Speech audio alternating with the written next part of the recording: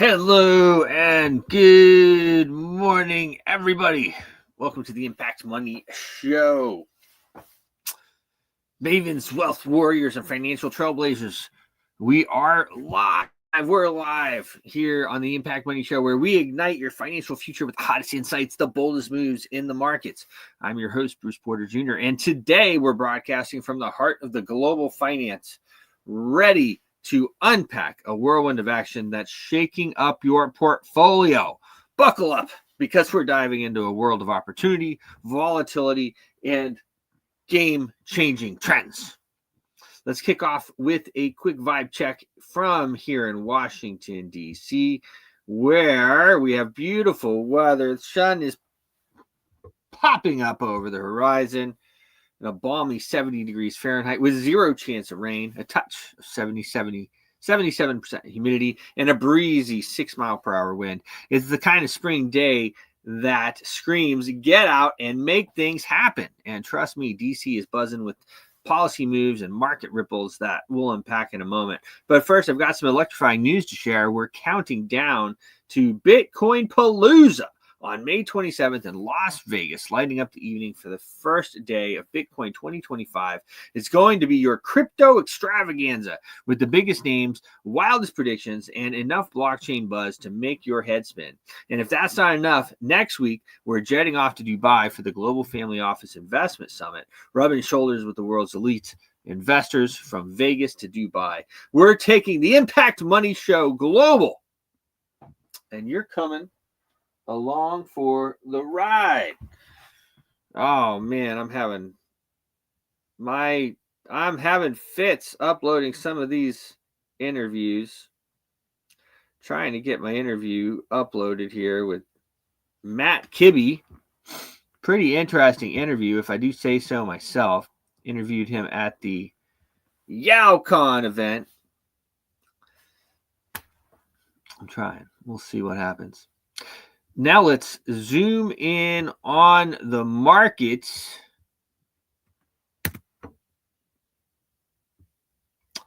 Where the action is hotter than a DC summer. The futures are painting a mixed picture this morning, like a financial Jackson Pollock. Dow futures up a modest 0.05% at 4677, signaling a flicker of optimism in value stocks. But the S&P 500s are dipping 0.13% to 5576, and NASDAQ futures are also down 0.23%, hinting at tech sector jitters. The SPDR S&P 500 ETF Trust, our trusty market pulse, is sitting at 553, up a sizzling 3.96% today, but it's still shy of its year high at 613. What's driving this seesaw? It's a cocktail of tariff tensions, corporate earning anticipations, and looming shadow of the Federal Reserve interest rate decision next week on May 6th and 7th, which just happens to be the exact dates that we are at the Global Family Office Investment Summit. Investors are walking the tightrope, and we're here to break it down. The big story shaking markets is President Trump's tariff tango, a high-stake dance that's got Wall Street on edge. Trump's fresh off his 100-day milestone rally in Michigan, and he is doubling down on trade policies. With 145% tariff wallop on Chinese imports and exemptions for U.S. automakers like GM and Ford to ease supply chain pain.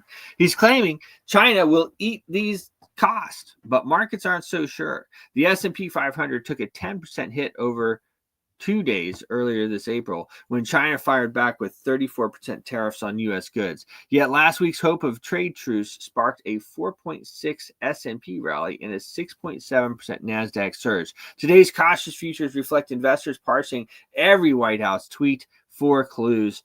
Anything that they say, they're just looking at it. Will Trump's negotiation with India, Japan, and South Korea cool tensions, or will his threat of 50% tariffs if China doesn't budge reignite the trade war? The Hong Kong Stock Exchange Hang Seng Index is up 0.51% today. It's riding this optimism with blue chip stocks like AIA Group jumping 5.5%.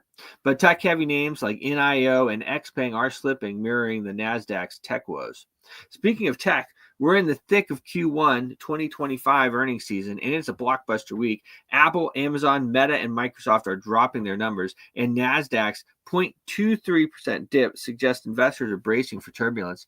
NVIDIA's $5.5 billion hit from U.S. chip exports curbs to China is a stark reminder of the tariff ripple effect. But Alphabet's recent earnings fueled market hopes. If tech giants deliver, we could see a NASDAQ rebound. If they stumble, brace for a deeper slide. The CBOE Volatility Index is chilling at 25.11, signals the calmer waters than early April, but don't let that fool you. Volatility is still lurking, and the S&P 500's dance above 5,500 could turn choppy if earnings or trade talks falter. We're going to be watching very closely here. Now let's talk crypto, because the digital gold is still in the spotlight. Bitcoin is holding strong at 94,827, up 0.7% this week, flirting with $100,000 dream. Ethereum's at 1803, up 0.54%, while altcoins are lighting up the charts. XRP's up 2.16% at 223. Solana's soaring at 3.65% to 147.22, and Sui's rocketing 20% to 352. But the real firecracker, Global Boost, a smaller chain, one that produces this show, exploding 169% this month and 10% this week. Is that the spark of the long-awaited alt season? CoinGecko peds Bitcoin dominance at 61.3%, down slightly, and the altcoin season index is screaming 84. People are buzzing with predictions of 4x to 50x altcoin pumps by June. The April 2024 Bitcoin halving is fueling this fire. The last Bitcoin halving, I should say, not the April.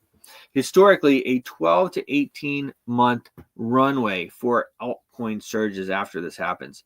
Add Trump's pro-crypto regulatory shifts like potential OCC and CFPB changes, and Charles Schwab's 2026 crypto trading plans, and you've got rocket fuel for Bitcoin Palooza in Vegas. But tariffs and strengthening dollar could throw a wrench in the party, so keep your eyes peeled. We'll have Matt Dixon join us in a minute with more on that.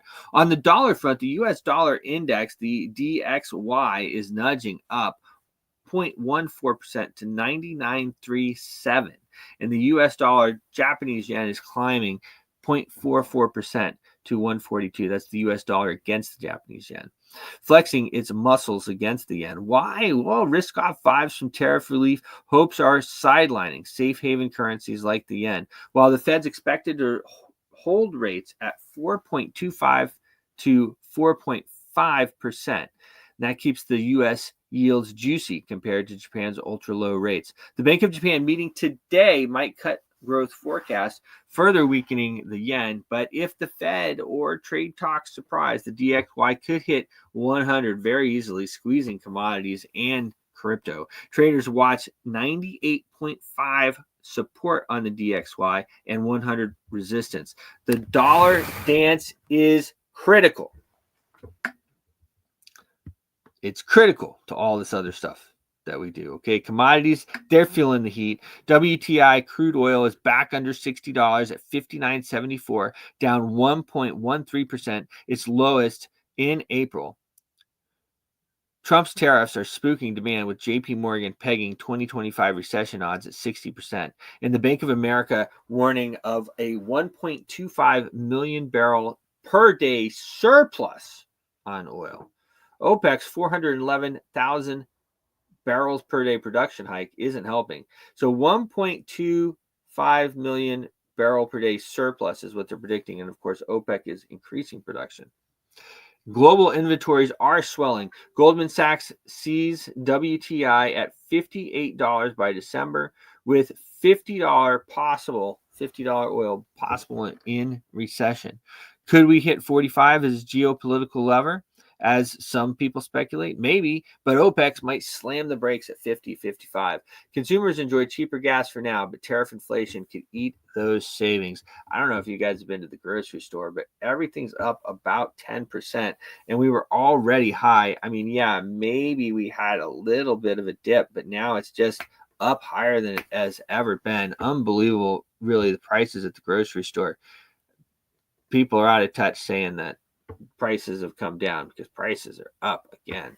Precious metals are also taking a hit. Gold's down 1.3% to 32.90, and silver's plunging 3% to 32.54. The DXY strength and risk on mood, fueled by Hong Kong Stock Exchange gains and crypto sizzle, are dimming safe haven shine. Silver's industrial role, tied to solar panels and electronics, is getting hammered by tariff-driven manufacturing fears, mirroring oil slide.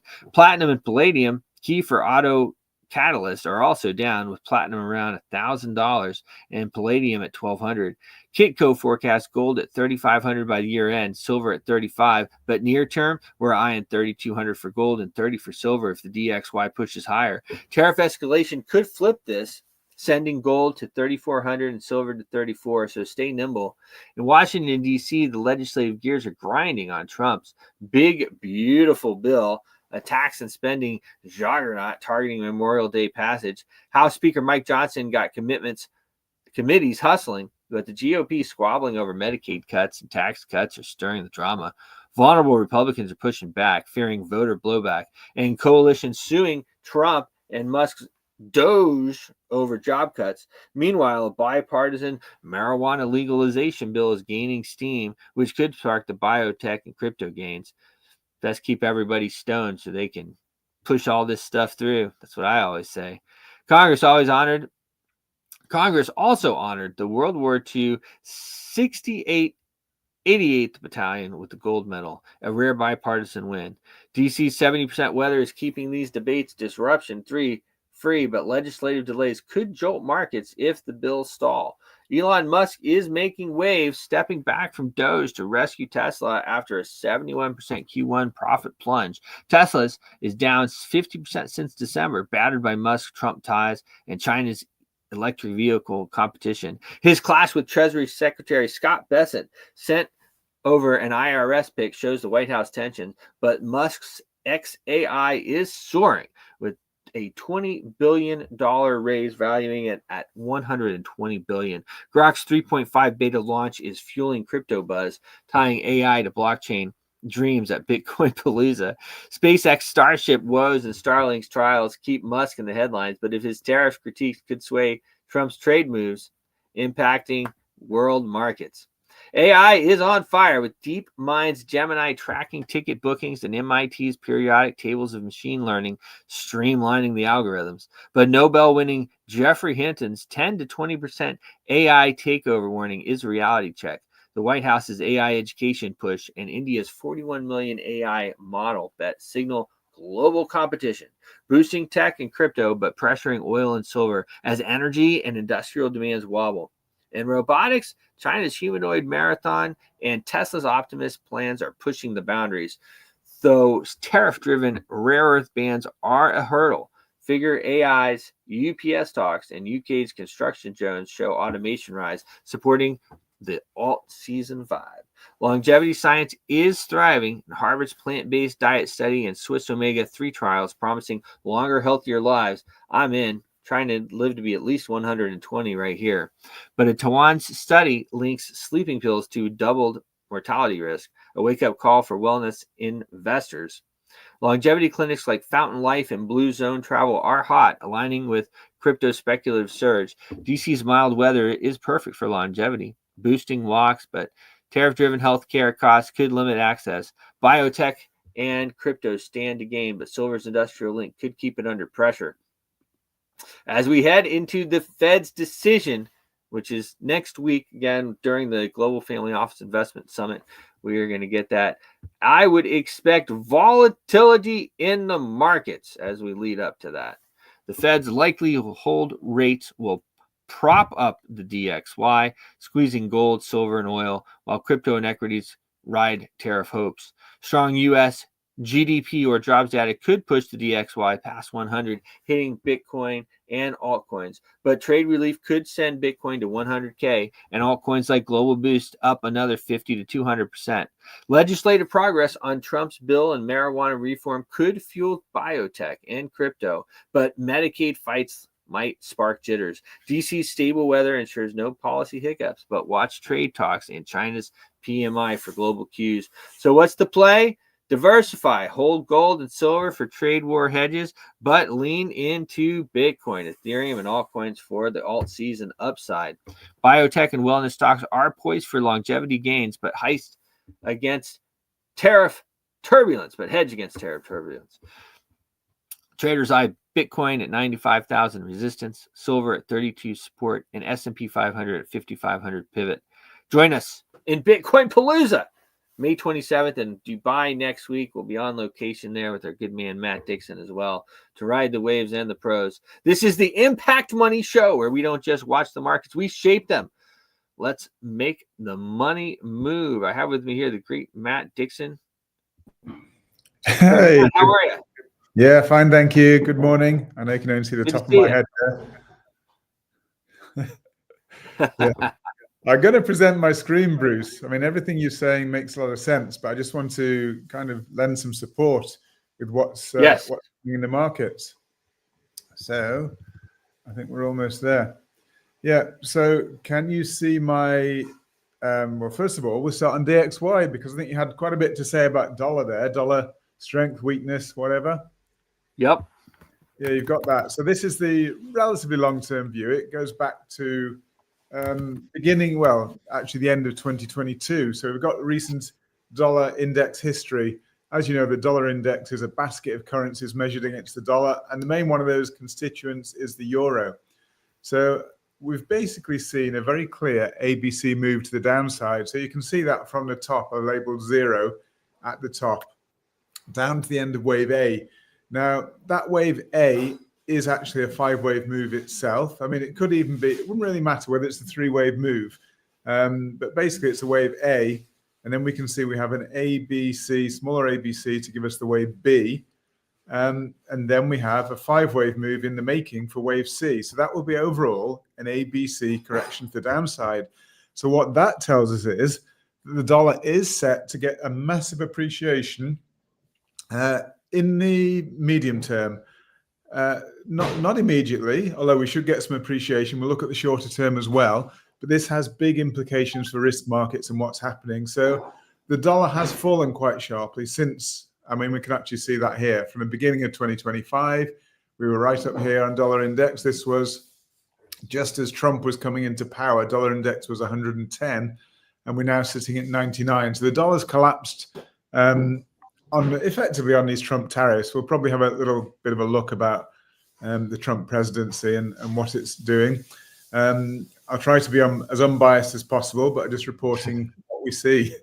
But as I say, it's very interesting. We've got an ABC down, but we can see that we haven't quite completed this move down. So what I did, I measured the first leg down of wave A. You can see the Fibonacci measuring tool here, 100% here. That's wave A. I just transposed that measurement over to the top of wave B here, and it gives us a perfect target for wave C. So still some downside to go, but is it immediately downside? So let's just have a look at that on a shorter term. We'll look at the 4-hour chart now, so you can focus a little bit more on the immediate price action on the dollar. Just expand that a bit so we can see. So this was the top of that wave B. And as I said, we've got a wave C down that's in the making. We should be able to see that. Let's just see. Anyway, that is basically a wave C to complete here. So the wave C is going to be made up of 5 waves. Wave C is always 5 waves. So we've already had wave 1 down, wave 2 up, wave 3 down, extended wave 3. Now we're actually at the moment working on, I believe, wave 4. So this, I'll just change this slightly. The internet's working a little bit slowly at the moment. Let's just see if I can move that, change that to a 4, yeah. So it's basically, it's not C or wave 4, it's actually C and wave 4 effectively, because we have a wave 1 down, 2 up, 3 down, working on wave 4. Now, wave 4 itself is made up of A, B, C. So we've already completed the A wave. And if we expanded that out just a little bit more, we can see that the A wave is made up of 5 waves. You can just about see that here. Wave 1, wave 2, wave 3 extended, wave 4, wave 5. And then we've got a very typical choppy sideways wave 2. Now, I think we're beginning to work up on wave 3. That's telling us that very short term, we're likely to see a little bit more dollar strength. And that's possibly off the back of expectations that there isn't going to be a rate cut in next week's Fed meeting on Wednesday next week, isn't it? Right. So yes, it's highly likely. I haven't looked. I won't bother going because I go into this most days, but I haven't looked at the expectations. But I'm sure it's still well above 90% expectation that the markets expect rates to stay on hold. So as rates are staying on hold, that's probably going to be slightly dollar positive, and that's why we'll likely see the dollar index rise a little bit.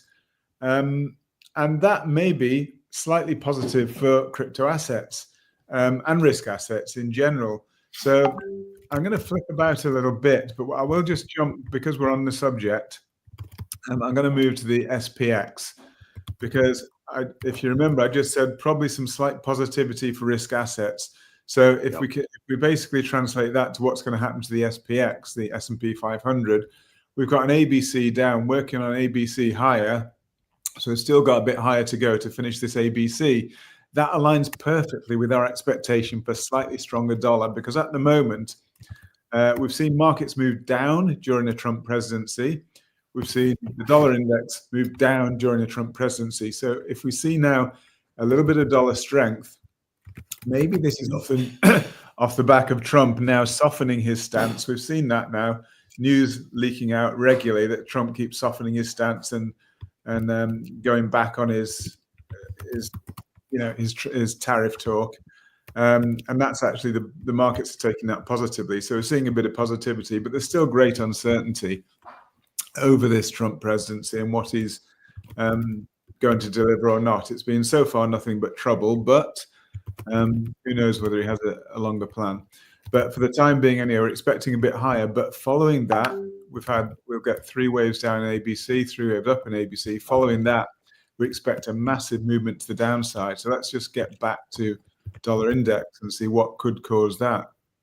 So we're expecting a bit of a movement up here in dollar index, but then another substantial move down. So if you remember on the longer time frame, on the daily, that we are expecting quite a bit lower still to go on dollar index. And we're looking at probably around the 94, 95 area for dollar index, so substantially more downside for dollar index. And at the moment, that's been correlating with risk asset downside. We've seen the S&P 500, we've seen crypto in general, but then following that, if this is a big ABC correction to downside, and the downside move has correlated with negativity on risk assets, then following that, we should get this massive rally. And that actually tunes in nicely with what you said about a potential altcoin rally. Yep. Not just altcoin, Bitcoin, everything. I'm expecting Bitcoin. And I don't know quite what the cause of it will be. As we so often say, these charts tell us what's going to happen, but not why it's going to happen. So we often predict in advance what's going to happen. We've been really good at that over the past year or so that we've been doing this show. We've been very, very good at it. We actually say what the charts are going to do, what the market's going to do before it does it. And then we see the news come out that validates our interpretation. So it shows that we really are on the right track. And that's why it's very important to look at expectations here. This is a clear A up. This is a clear down, B wave down. We are looking at C wave higher. So short term, we should be seeing a little bit of positivity on the markets. Medium term, some negativity. But then longer term, and this isn't long term, but longer term after that, we should be seeing this altcoin rally at long last materialize, because we've been suffering. And I looked at an index this morning about how badly altcoins have suffered, and they're still really in the doldrums. Unlike unlike Bitcoin, which is right up there, and Bitcoin's 94, almost 95, right? It's doing well, really. 95 on the button right now. So I think we are going to break just a little bit higher before we see some more downside. So I wouldn't dare trade this up. Well, I'm keeping my powder dry at the moment. I'm waiting for that downside move. So if we do move up here, yes, Bitcoin and crypto is going to move higher, but I'm waiting for this down move here on dollar index and the rest of the risk asset world. That would be the time I want to jump in, because I do think this is going to be quite a historic rally. And as I say, we so often, if we could see the reasons why we're going to get a rally, then it'd already be priced in. The whole point of this is we don't know the reasons yet why this rally is going to happen. It could be a breakthrough in peace in the Middle East, or Russia, Ukraine, or even India, Pakistan, which is flaring up at the moment. Could be a breakthrough in peace. It could be the beginning of a softening on interest rates, maybe more QE, a pullback on tariffs. There's so many possible reasons. We don't know what those reasons are at the moment. But as I say, the charts are telling us that we are following this fall here. We're going to get probably a historic rally in those risk assets. New all-time highs to come for the S&P 500, for Bitcoin, for lots of the cryptos. I believe Solana, which currently is 147, the all-time high was 295 or something. So we're talking about 100%, at least 100%.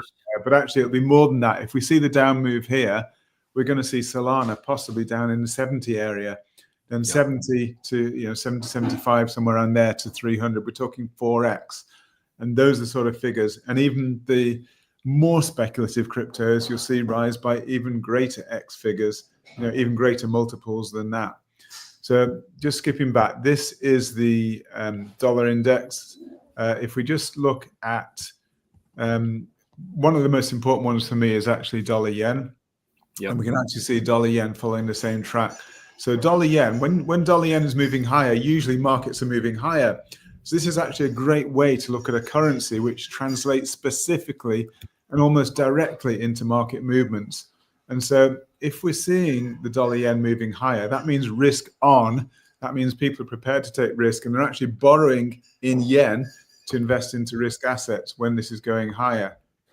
So it looks as though we've got an A wave higher. Again, if we broke it down, it's actually clear 5 waves higher, 3 waves down. We've got another 5 waves higher to go short term.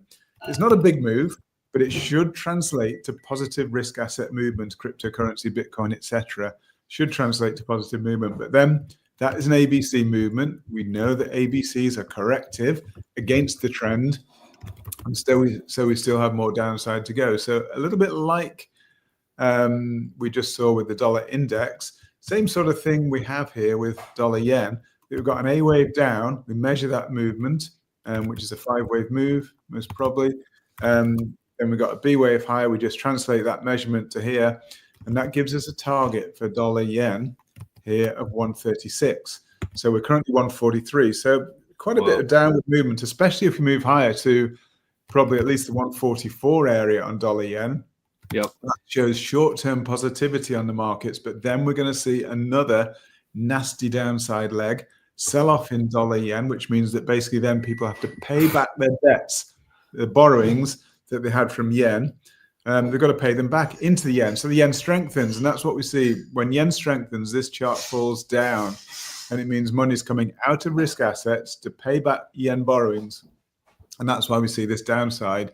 But then having seen the ABC downside complete, then I think this historic rally is going to kick in, and we then start to see the massive upside in those risk assets. So this is giving us a roadmap as to what we expect now for the future with the risk assets. It's great to look at currencies as a really good indicator, because currencies, all these currency pairs have been around for many years.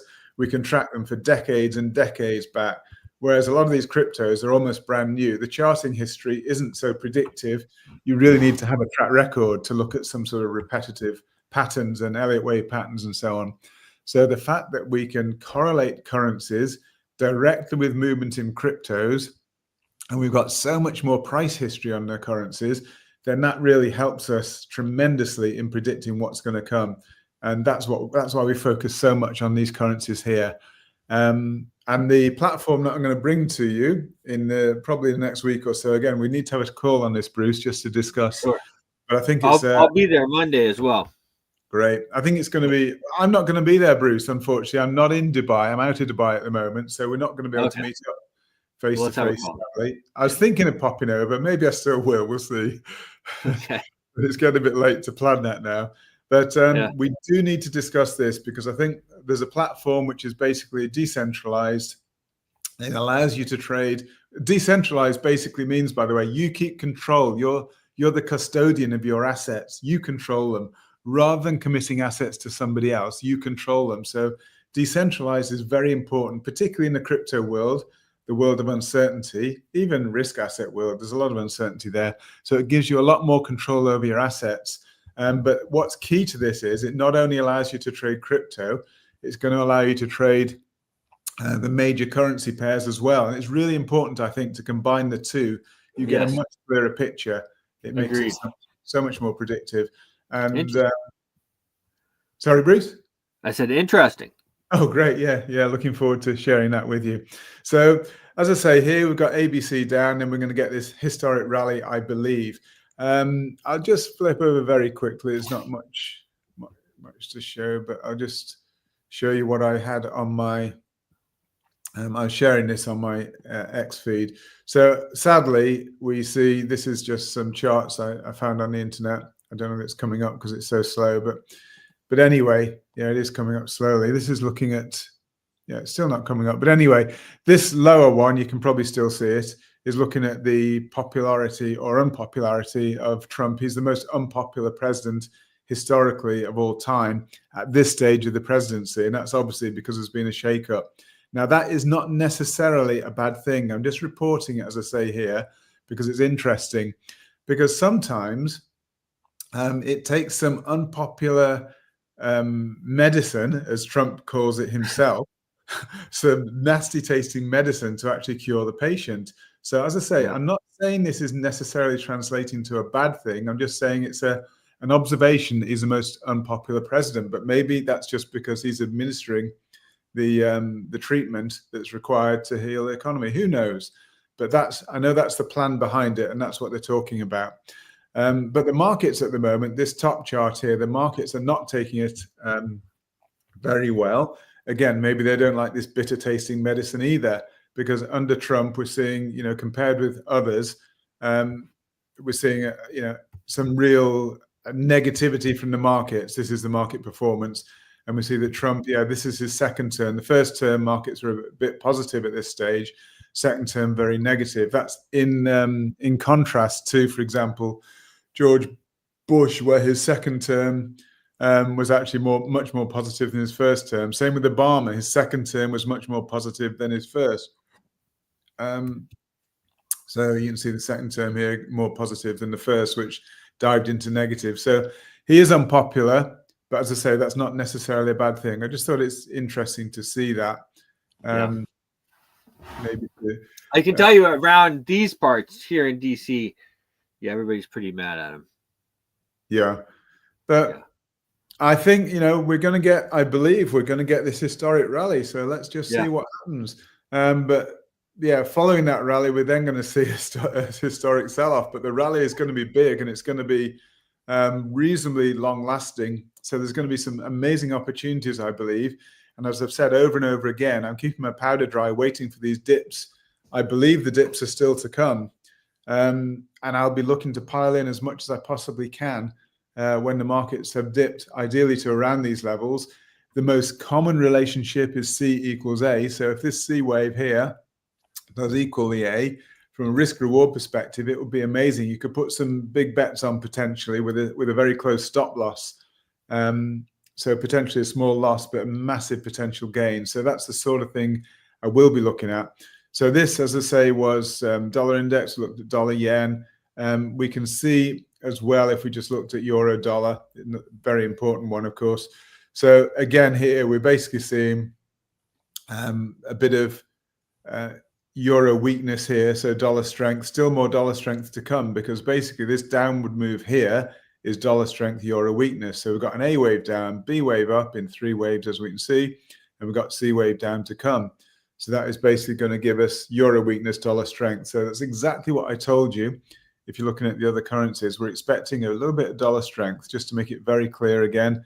Going back here, we've got A up, B down, C up to give us dollar strength. Euro is just almost the exact opposite of that. So we will see dollar strength, euro weakness, which is probably going to give us a bit more positivity into the market. So the markets right now are really tightly coiled. Now let's just see. I don't know how quickly this is going to happen, this little bit of dollar strength here.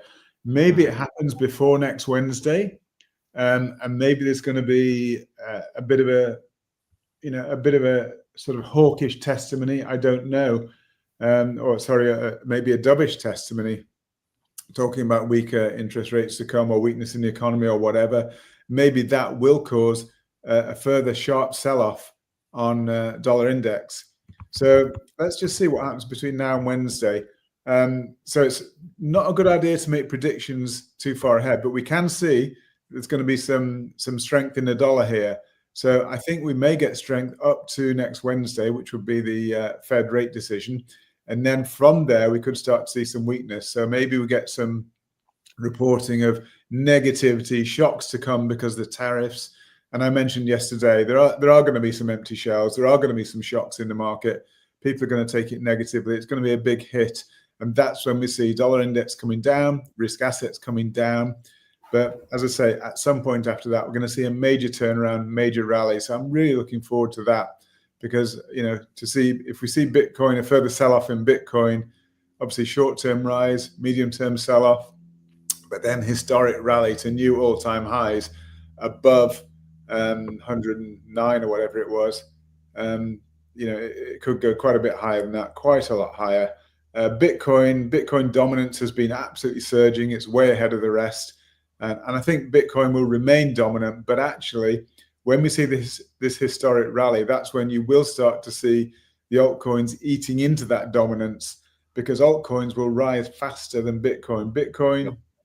If Bitcoin rose 100%, I'm sure you'd see altcoins rise 400% or more. Yep. So that's, this is just fitting together beautifully. I love it. And, for those people who are watching the show, keep watching, because I think we're right on the nail of this. We've been accurate for the past year or so. And I think if we catch this right, there's going to be some major opportunities for everybody involved. So that was just looking across at the currencies quickly. Everything is wound up like a coiled spring right now. We've got Bitcoin here going nowhere. See this coiled spring here? It's actually, the price is going nowhere, but it's waiting for a breakout. This is a consolidation. It looks like we're going to break higher. So it could even be this is a 1, 2, 3. We're working on a wave 4 now and a wave 5 higher. If that's the case, then potentially we've already bottomed on Bitcoin at 74,000.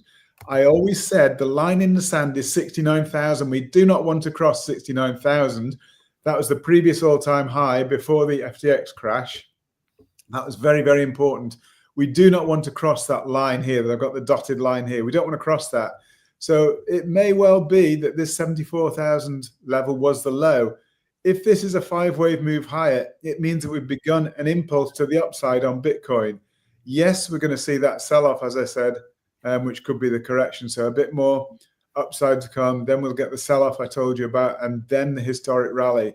If this is the beginnings of a wave 1, so we've got 1, 2, 3, 4, 5, instead of it being ABC, if it's the beginning of an impulse to the upside, and we'll know that if we get this break up here, then we'll get a pullback in wave 2. But wave 3, as we always say, is usually the most aggressive, and it could be massive, because if this wave 1 was to somewhere around here, to 99, 100,000, somewhere around there, maybe even a bit more, then we get a pullback. But wave 3 is normally 1.618 times the size of wave 1, or 2.618, or 4.236, or even more. So these extensions can be massive for wave 3. So this is what I'm saying. When we get the break upside, it's going to be a historic break to new all-time highs for Bitcoin, and for these altcoins are going to absolutely be on steroids. They're going to go nuts. Absolutely go nuts. So we just need to follow it step by step. It's not going to happen immediately. We're not going to break higher immediately. We just have to follow it step by step. And that's why, as I say, keeping up with these shows is really important, because we'll keep you up to date with what's happening. As you said, and as I said yesterday, we expected more downside in oil. precisely what's happening. And in your commentary at the beginning, you were talking, we said it in advance where oil's going, 50s, 40s, whatever. And then we start to hear the news out of OPEC that there's a massive oversupply. And obviously, based on that news, we're seeing oil falling. That's what we said. So we're catching these things in advance. And again, if you looked at the Fibonacci extensions and expectations, I think we will get weaker oil. But then remember, in the future, we're going to get a massive rally in oil. But I won't go into that. We covered it yesterday. But if anybody has any questions about any specific assets, please feed them through to Bruce. I'm happy to focus on, answer anything that we want to look at. So at the moment, as I say, Bitcoin is certainly like a coiled spring waiting to break out. We actually see the same picture. So as I say, that's the coiled spring there. If you look at Ethereum, Ethereum, as you know, is my least favorite asset. We still have a bit of a coil spring here, actually, probably going to get maybe a bit more upside. If that's the case, it's actually maybe WXY. Yeah, it may even be that the breakdown on Ethereum could be complete, because even Ethereum, my least favorite one, is still going to rally and I think at least challenge its previous all-time high at some point. So we could be just like Bitcoin, potentially. This is a 5-wave move in the making. If it is, then the bottom's here. And instead of that being a Y, it's basically a WXY. It is a Y, actually, a WXY move complete. This wouldn't be an X. So let's see if this works out as a 5-wave move to the upside. If it does, all we do is basically relabel it as wave 1. We're going to get a wave 2 pullback down and then move higher. So these things, you have to monitor them day by day. I've not been taking trades. As I say, I'm waiting for lower prices. Even if we push up here, I'm not concerned because we're still going to get a pullback in a wave 2 at least. So there will be an opportunity for lower prices to jump into these assets. So again, if you follow day by day, you'll see where we're at. As I say, right now, I'm keeping my powder dry. I know Bruce trades more actively, more aggressively. So you've got two. I've been also keeping my powder dry, though. I've learned actually after doing the show with you for a year and a half, when you say we're kind of in no man's land and this and that and the other, it always didn't kind of add up to me so much. But what that means as a trader is that it can easily go both ways. It's not like, oh, it can go one way and then, but it can go way up and way down. You really make money, wipe you out, all the above, run you through the washer. So I'm a bit more cautious than I used to be. Yeah, sadly, it's actually a good thing, I guess. 40 years worth of trading experience has taught me to manage risk reward effectively and at times keep your powder dry. Patience is actually really is a virtue, especially when it comes to trading.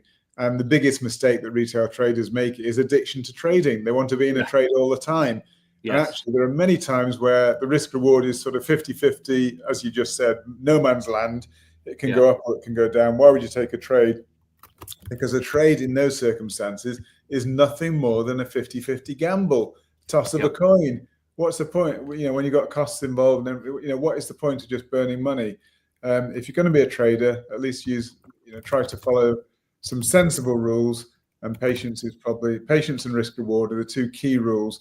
You don't even have to necessarily understand charts, although obviously that really helps. But if you're patient and look for risk reward and look for sentiment overbought, that kind of thing, you can do pretty well, even without an understanding of charts. But if you understand the charts as well, that gives you a better overall framework of where the markets are at.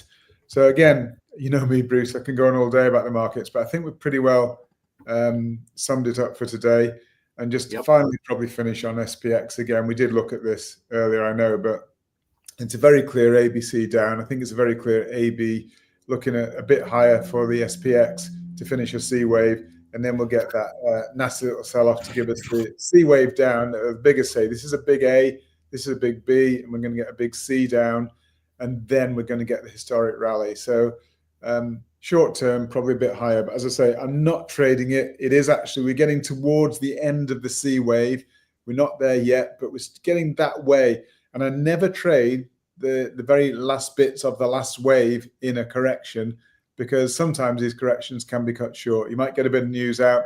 The correction is still theoretically complete as an ABC here.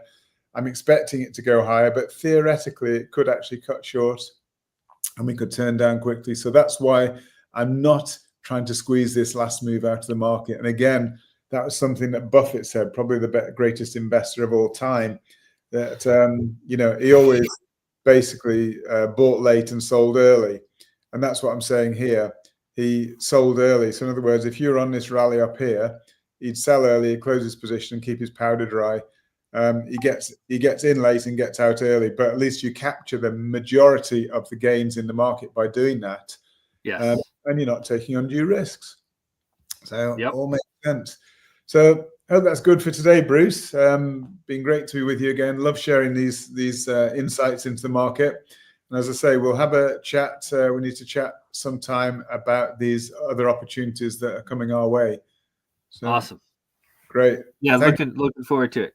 Thanks, everybody. Catch up soon, and hope that's bye for now. Thank you, Matt. Cheers.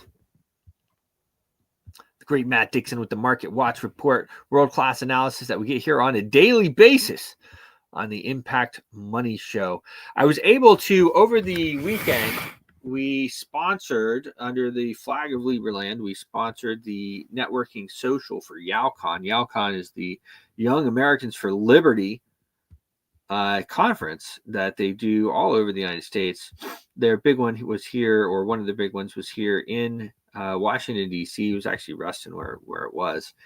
And it was pretty awesome. It was pretty good. So we had that. Now, during the event, I grabbed some of the bigger names that I could grab and said, hey, you know me. I said, let's do an interview, guys. Let's do an interview. So one of the guys that I was able to get a hold of was Matt Kibbe.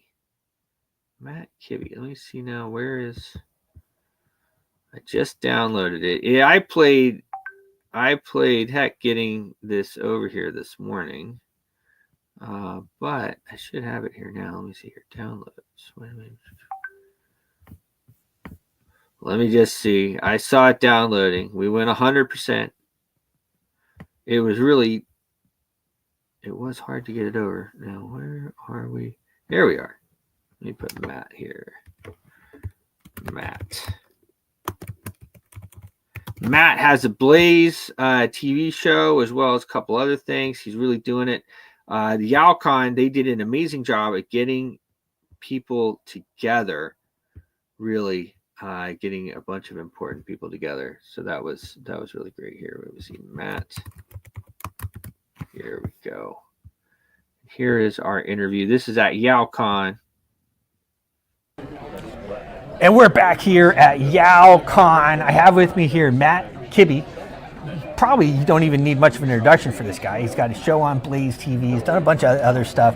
Tell me a little bit, Matt, about what you're doing in the Liberty Movement and what brought you here to YALCON. So our latest, Barry and I have created an organization that's now almost 8 years old called Free the People. And the idea is to turn the values and ideas of liberty into compelling emotional stories. And so we're a video production crew. We produce a lot of video content, documentaries. I have a show on Blaze TV that you mentioned, and we're now getting into scripted fiction as well, and just doing all sorts of stuff, because the general idea is libertarianism shouldn't be this intellectual ghetto where we all know each other by name.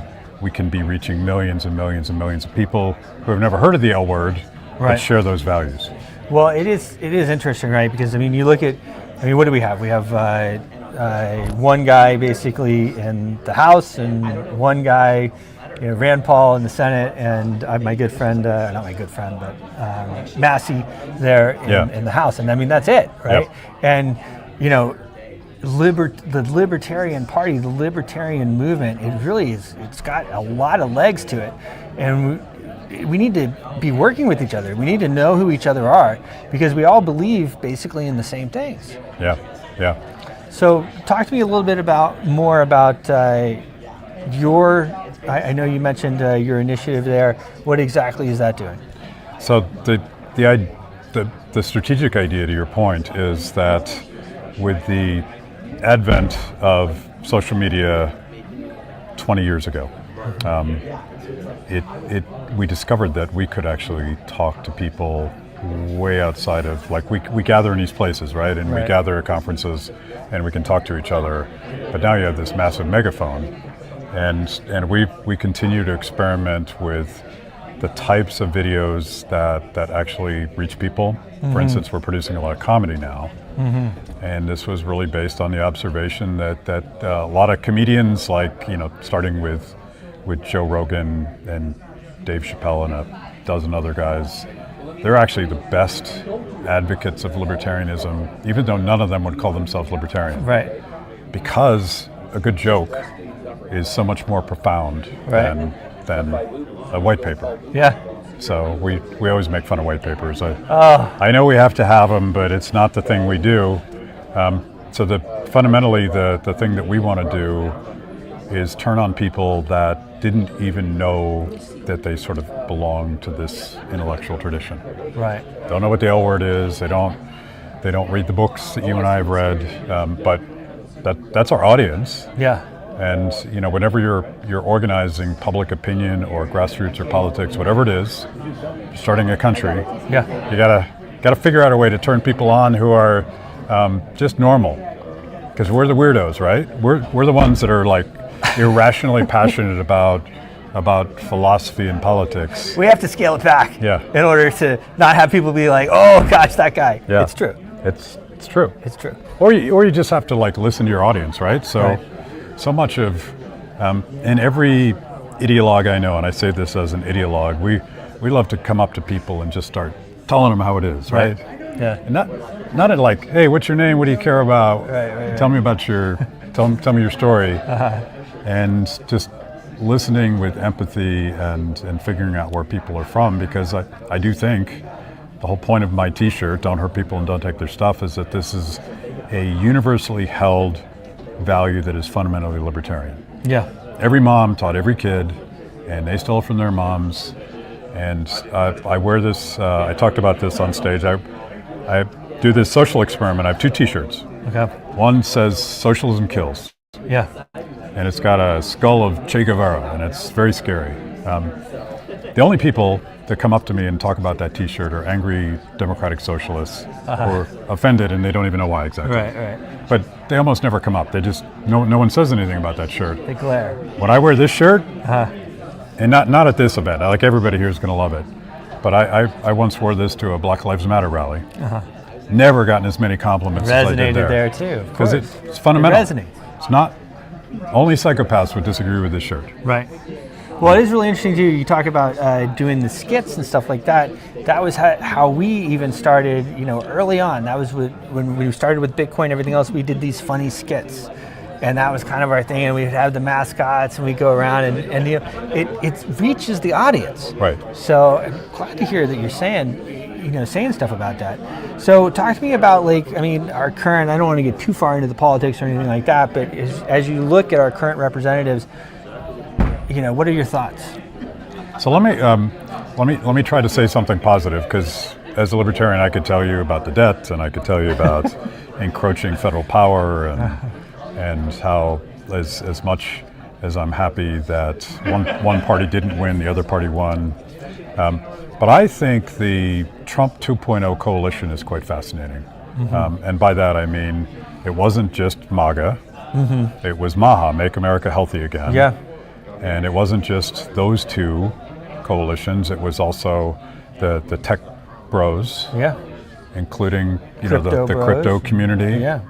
And then of course the actual Libertarian Party cut a deal with Donald Trump to free Russ Ulbricht and get some other commitments. So that coalition, like if you took, I got to put my coffee down to make this.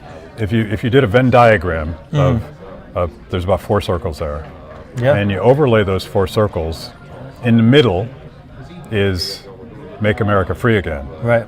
Because the thing that unifies this very disparate coalition, when they're not fighting each other, is fundamentally kind of a libertarian perspective. opposed to too many wars, freeing up cryptocurrency, things like that, and also like unwinding the corporate corruption in the public health institutions. Yeah. Which is, it's an RFK Jr. thing, but we economists call that regulatory capture. Yeah. And that's a public choice concept that predates RFK Jr. And he comes at it from a left perspective. I come at it from a libertarian perspective, but appreciating that big government programs are fundamentally always captured by corporations this is a libertarian. Here we are. This is a libertarian insight. Yeah. Because what have we always said? Like the left is worried about the power of big corporations. Yeah. The right is worried about the power of big government. Yeah. When the right is good. We're worried about the collusion between big government and big business, because that's when really bad stuff happens. Well, I've talked about it in a number of different places. We basically have kind of corporate communism, where sure, the government isn't telling you can't say this, you can't say that, you can't say this, but the corporations are telling you can't say this, can't say that. Right. Like you'll lose your job, or if you have a job, you know what I mean? A lot of us don't have jobs. We do our things for ourselves, especially in the liberty movement, because it's hard to have a job and not be able to say what you want to say. It's fascinating.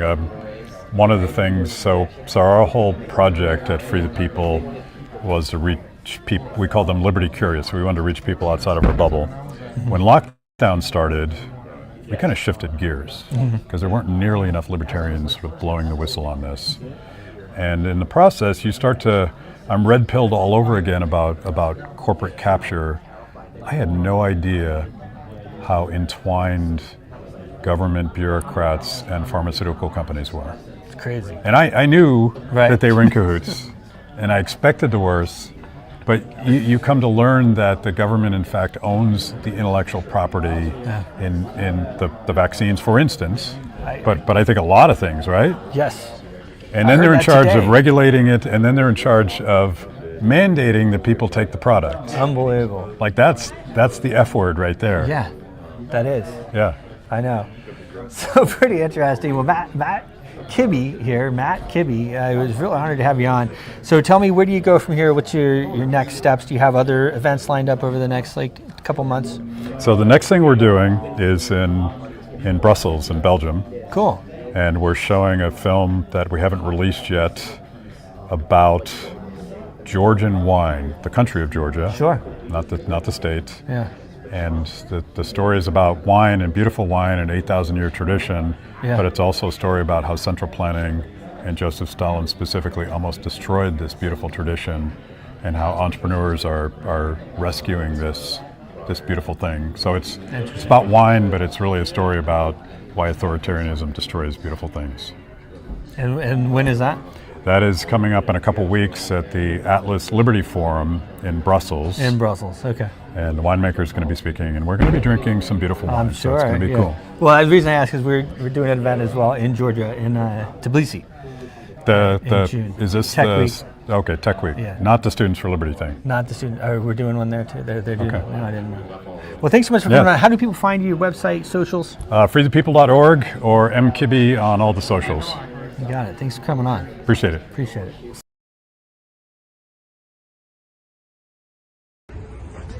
Hey Randy, I got another home run for us, man. This 2-bit exchange is absolutely amazing. Hey Bruce, what's up, man? Yeah, why don't you tell me about that 2-bit exchange? Yeah, that's right. And we're going to be able to list our coins that we want, that we support, and they're going to be on this amazing derivatives platform. It's absolutely awesome. Derivatives? I love derivatives. I can't wait to be on the trade copy program. What I want you to do is set up an account and then send me your UID, and let's set you up with a trade copy system, and you just let it run. Copy our trades. That's it. Easy peasy. So you want me to open an account, send you my user ID, and you hook me up with the trade copy system. I can't wait. Sounds spectacular. Hey, Matt. Hey, listen, I met with the guys at 2-Bit Exchange while I was in Dubai, and this platform really looks amazing. Yeah, hi Bruce. Yeah, thank you again for that heads up. I mean, I've looked into this 2-bit platform it does appear to have everything we're looking for. Yeah, that's right. 2bit, T-O-O-B-I-T. They have great liquidity. They have futures platform. There's a lot of functionality that I think you're gonna like on there, and they really want to work with us. They want to work with the Impact Money Show. And as you and I both know, if they have a good product and they want to work with us, well, hey, that's half the battle. I mean, basically, I love that copy trade facility. I love the features on the platform. It's basically very simple to use. Our viewers only need to set it up to copy our trades, and they just do all the trades that we do. Makes it really easy for people to participate. I think they're going to love it. I'm pretty excited about it. And yeah, it's definitely going to benefit people. I mean, obviously, with all the years of experience that we can pack into it, and people can basically benefit from that. Yeah, I definitely think it's a goer. Hey, David. Yeah, man, I'm excited about it too. I mean, when you think of the ways that we can help our viewers earn money and be able to participate in the monetary revolution, this 2bit platform just opens up all kinds of doors that they don't have right now. Hey, Bruce, I'm checking out this platform. It's revolutionary. That's absolutely correct. And the futures platform is amazing. Great liquidity. And the copy trader program, people are going to be able to make the trades exactly when we make them and make the money that we make. It's a win-win for everybody. Open for U.S. customers, and you can deposit money with a credit or debit card. Doesn't get better than this. Beautiful. And what do you think we should use as a referral code? I think we should use Impact Money. That's the one. Impact Money.